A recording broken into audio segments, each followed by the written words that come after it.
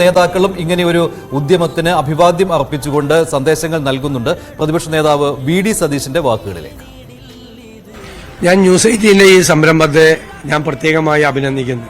തീർച്ചയായും നമ്മൾ എല്ലാവരും ഒരുമിച്ച് ചേരുമ്പോഴാണ് നമ്മൾ ഉദ്ദേശിക്കുന്ന രീതിയിൽ നമ്മുടെ ലക്ഷ്യത്തിനനുസരിച്ചുള്ള കാര്യങ്ങൾ പുനരധിവാസം സാധ്യമാകാൻ പോകുന്നത്. അപ്പം നമുക്ക് ഈ സ്ഥലത്തേക്ക് അവരെ പറഞ്ഞയക്കാൻ പറ്റില്ല. നമുക്ക് പുതിയ സ്ഥലം കണ്ടെത്തണം.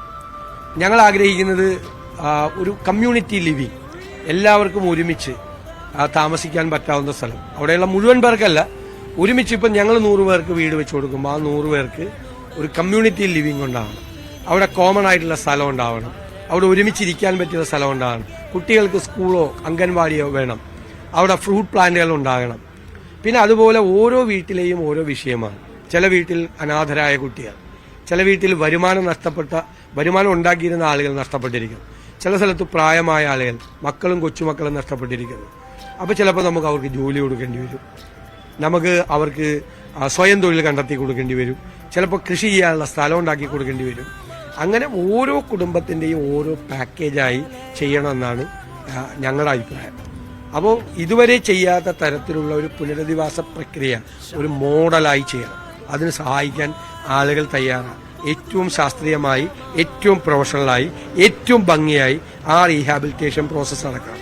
അത് വെറുതെ വീട് വെച്ച് കൊടുക്കുന്നത് മാത്രമല്ല, അവരെ ജീവിതത്തിലേക്ക് മടക്കിക്കൊണ്ടുവന്ന് അവരിതിനു മുൻപ് ജീവിച്ചിരുന്നതിനേക്കാൾ കുറെ കൂടി മെച്ചപ്പെട്ട ജീവിത സാഹചര്യത്തിലേക്ക് ആ ബാക്കിയുള്ള കുടുംബാംഗങ്ങളെ തിരിച്ചു കൊണ്ടുവരിക എന്നുള്ളൊരു മിഷനാണ് ഏറ്റെടുക്കേണ്ടത്. അതിനൊരു വളരെ വലിയൊരു കോംപ്രഹെൻസീവ് ആയിട്ടുള്ള, വിശാലമായ, സമഗ്രമായിട്ടുള്ള ഒരു പ്ലാൻ ഉണ്ടാവണം. ഞങ്ങളത് ഞങ്ങളുടെ നിർദ്ദേശങ്ങൾ തീർച്ചയായിട്ടും സമർപ്പിക്കും.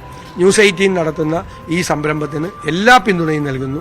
എല്ലാ വിഭാഗം ജനങ്ങളുടെയും പിന്തുണ അതിനുണ്ടാകും എന്നുള്ള ശുഭാപ്തി വിശ്വാസവും എനിക്ക്. ഈ നാട് ഒന്നിച്ചാണ് പ്രവർത്തിക്കുന്നത് വയനാടിന് വേണ്ടി എന്നതിന്റെ ഏറ്റവും വലിയ ഉദാഹരണമാണ് പ്രതിപക്ഷത്തിന്റെ ഈ സഹകരണം.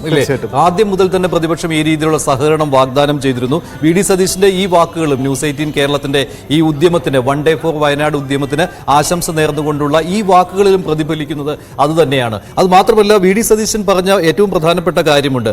ഈ കുറച്ച് പണം ഒരുമിച്ച് എല്ലാ ആളുകൾക്കും ഒരേ രീതിയിൽ കൊടുക്കാതെ ഓരോരുത്തരുടെയും ആവശ്യം എന്താണ് അത് മനസ്സിലാക്കിക്കൊണ്ട് ആ കൃത്യം ആളുകളെ സഹായിക്കുവാനുള്ള ഒരു പുതിയ മോഡൽ പുനരധിവാസം. ഇല്ലേ, ഇതേ കാര്യം തന്നെയാണ് ഇന്നലെ പ്രധാനമന്ത്രിയുമായിട്ട് ആ ചർച്ച, അവലോകന യോഗം നടത്തിയതിനു ശേഷം മന്ത്രിസഭാ ഉപസമിതിയിലെ അംഗങ്ങൾ പറഞ്ഞതും ഇതേ കാര്യം തന്നെയാണ്. അതായത് സർക്കാർ ഉദ്ദേശിക്കുന്നതും അത് തന്നെയാണ്. പ്രതിപക്ഷത്തിന്റെ ഈ നിർദ്ദേശങ്ങൾ സ്വീകരിച്ചിട്ടുമുണ്ട് സർക്കാർ. അതായത് ഇന്നയാൾക്ക് ഇന്ന ആവശ്യമുണ്ടെങ്കിൽ അത് കണ്ടറിഞ്ഞ് സഹായം നൽകുക.